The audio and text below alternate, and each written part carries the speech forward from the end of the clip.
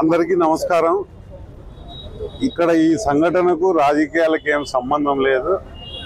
మా లీడర్ కేశన్న గారి స్వయాన మేనల్లుడు సింగిల్ విండో ప్రెసిడెంట్ గారే ఈ పని మతిస్థిమితం లేకుండా చేసినాడని చెప్తున్నారు. కానీ అతను ఎప్పుడు వాళ్ళ మామతో గారాభంగా డబ్బులు ఈ మామ 2000 3000 అని తీసుకునేవాడు.